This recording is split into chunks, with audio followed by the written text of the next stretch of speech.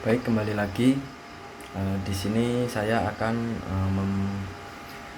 menjelaskan mengenai apa itu sebuah cleaning data atau pembersihan data dalam sebuah dataset. Jadi cleaning data itu sendiri atau pembersihan data itu adalah sebuah proses mengidentifikasi, mengoreksi dan menghapus kesalahan atau ketidaksesuaian dalam sebuah data. Oke, selanjutnya yaitu adalah pentingnya cleaning data. Jadi mengapa cleaning data itu penting? Untuk yang pertama itu meningkatkan akurasi dan keandalan sebuah data. Jadi dalam analisis data itu hal yang paling sulit atau paling lama memakan waktu itu adalah sebuah proses cleaning data atau pembersihan data. Jadi membuat sebuah data itu menjadi bersih dan akurat. Jadi bisa meningkatkan akurasi dan keandalan data itu sendiri.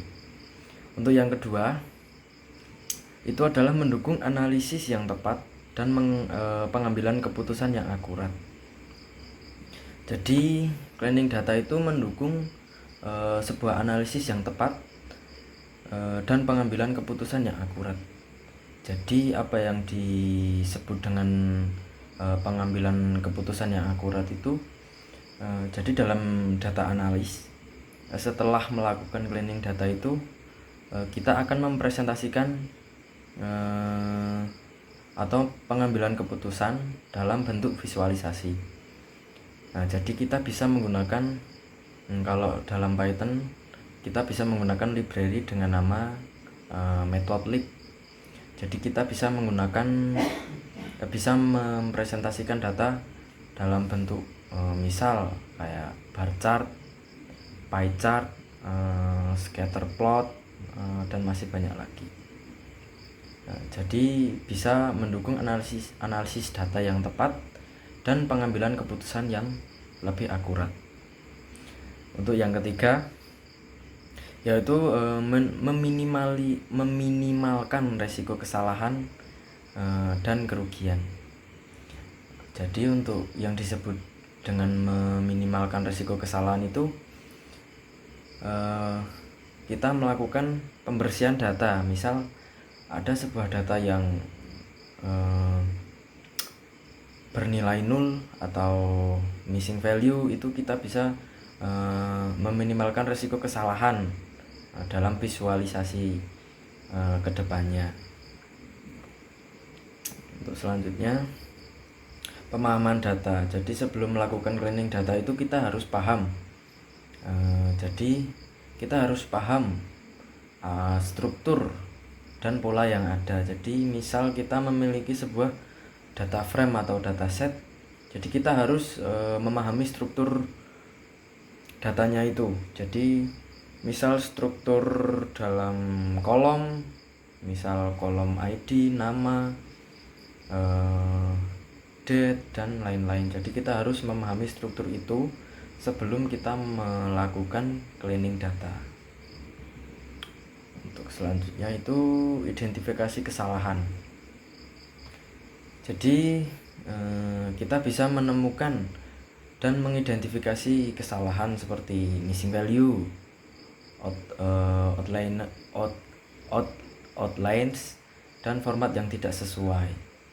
Jadi kita bisa mengidentifikasi misal ada missing value. Nah, nanti kita bisa melakukan cleaning data dengan pengecekan dengan menggunakan logika Python, atau kita bisa menggunakan kalau di Excel misal kita bisa mencari sebuah data yang 0 dan masih banyak lagi.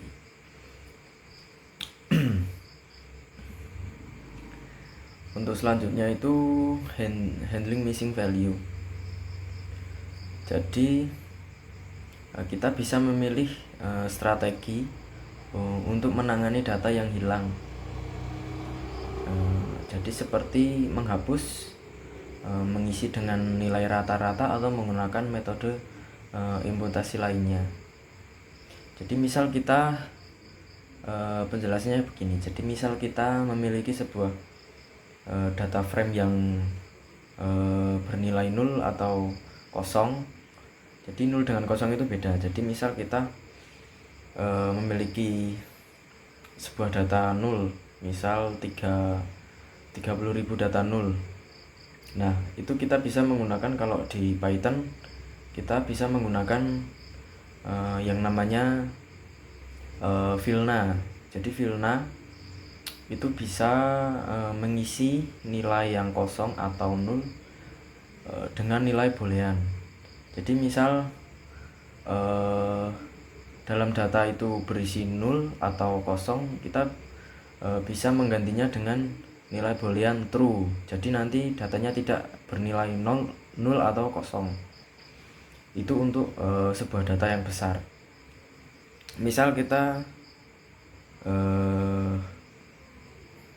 memiliki data yang lebih sedikit, misal kita memiliki 100, tapi kita harus melakukan analisis data. Sebenarnya kan kalau 100 kan belum akurat, jadi kita bisa menggunakan VILNA juga. Kita bisa menggunakan VILNA atau menggunakan dropNA atau menghapus sebuah row atau baris. Itu cara menghandle missing value. Untuk selanjutnya itu langkah-langkah cleaning data. Jadi untuk yang pertama, untuk langkah-langkah dalam melakukan cleaning data itu deteksi dan penanganan outliers. Untuk yang pertama itu identifikasi outliers dan pertimbangkan apakah perlu dihapus atau diproses secara khusus. Nah, ini contohnya. Jadi kita harus mempertimbangkan, misal kita memiliki data yang banyak, itu kita bisa menggunakan dropNA karena tidak mempengaruhi dalam visualisasi nantinya. Tetapi jika kita memiliki data yang lebih sedikit, kita bisa menggunakan VILNA atau mengisi nilai yang 0 atau kosong. Untuk yang kedua itu normalisasi data. Yang disebut dengan normalisasi data itu memastikan data memiliki format yang konsisten untuk analisis yang akurat. Jadi kita harus memiliki format yang konsisten. Misal dalam sebuah kolom row-nya itu kalau date ya date semua harus konsisten, kalau string ya string semua, misal uppercase atau lowercase itu harus sama semua biar konsisten. Jadi biar tidak terjadi kesalahan. Terus untuk yang ketiga itu verifikasi konsistensi data. Jadi memvalidasi data untuk memastikan konsistensi antara data yang terkait. Jadi memvalidasi data, misal data ini dengan kolom yang satu dengan kolom yang lainnya itu valid atau konsisten, jadi saling berhubungan gitulah. Oke, untuk selanjutnya teknik-teknik cleaning data kita bisa menggunakan pada materi sebelumnya kan kita menggunakan Python dengan library Pandas. Jadi di Python itu kita menggunakan library Pandas dalam melakukan cleaning data. Bisa menggunakan VILNA, terus data frame untuk menampilkan data, terus info untuk menampilkan tipe data dan lain-lain. Terus untuk penggunaan algoritma khusus, misalnya algoritma untuk mendeteksi outlier seperti isolation forest. Jadi kita bisa menggunakan algoritma Python dalam melakukan cleaning data, atau dalam Excel kita bisa menggunakan algoritma untuk melakukan deteksi outliers. Untuk yang ketiga itu integrasi dengan tools analisis data. Jadi kita bisa mengintegrasikan tools analisis data dengan menyelerasakan proses cleaning data dengan alat analisis seperti SQL, PostgreSQL. Terus misal kalau dalam data yang besar kita bisa menggunakan BigQuery dari Google, Excel, terus table UI, terus BI, dan masih banyak lagi sebenarnya. Tapi ini contoh kasarnya.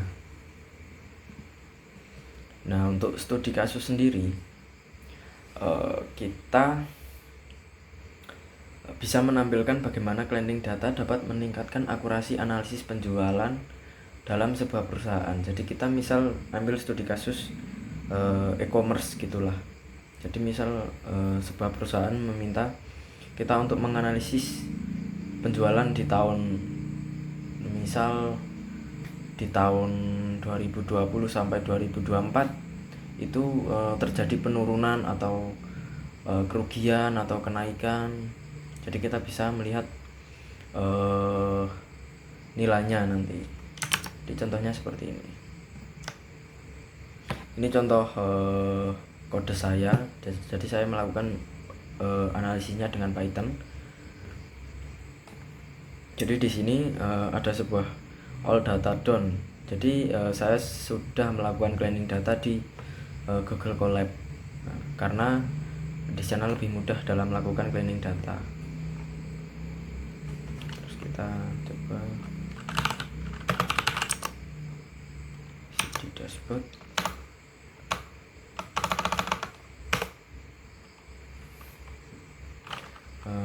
Untuk runnya kita kan menggunakan library dengan nama Streamlit. Jadi Streamlit itu lebih ke menampilkan sebuah visualisasi dalam bentuk web.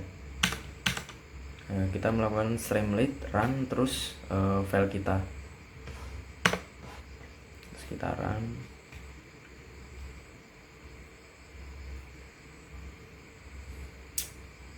Nah, kita akan diarahkan ke halaman Streamlit-nya. Jadi ini nanti dalam bentuk dashboard. Sebentar, sedang compiling.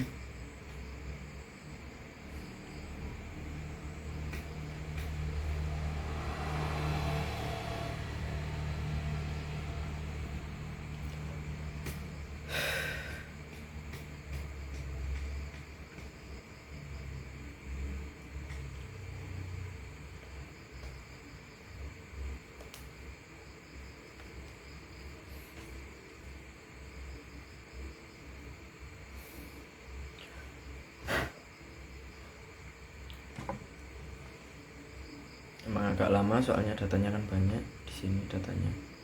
Terus untuk geolocation itu ini untuk menampilkan sebuah lokasi. Nanti kita bisa menampilkan misal pembelian terbanyak itu di daerah mana atau negara mana gitu. Nah, di sini udah mulai muncul. Di sini kita bisa select data. Misal kita mau menampilkan visualisasi analisis data itu dari tahun berapa ke berapa gitu. Di sini bisa kita lihat.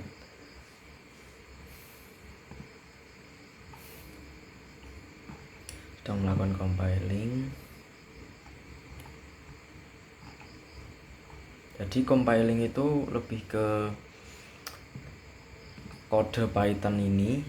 Kita melakukan compiling, jadi nanti dibaca oleh komputer dengan bahasa Java. Jadi ini akan diubah dengan bahasa komputer, jadi 0101 gitu. Makanya agak lama. Nah, di sini udah semua. Jadi kita bisa mempresentasikan, misal di sini kita menggunakan e-commerce dashboard. Jadi kita bisa mempresentasikan data yang sudah kita cleaning itu dalam bentuk dashboard. Di sini kita bisa melihat daily orders, total ordersnya berapa, terus revenue-nya berapa, terus customer spend money, total spend, terus offering spend, order item. Jadi di sini kita bisa melihat total ordernya ada berapa, terus offeringnya ada berapa. Di sini kan banyak, makanya tadi deploynya lama. terus review score, average review score-nya ada berapa. Nah di sini ada state, terus order status. Jadi order statusnya itu gimana, delivery, ship, unavailable, terus cancel status, itu bisa kita lihat di sini. Jadi kita bisa mempresentasikan dalam bentuk bar chart. Ini kan bar chart. Terus kita bisa melihat geolocation, misal di negara mana sih penjualan kita itu laku, atau di daerah mana sih negara kita itu di negara mana, di daerah mana sih barang kita itu paling laku. Nah di sini kita bisa melihat. Oke, mungkin sampai di sini dulu materi kita. Thank you.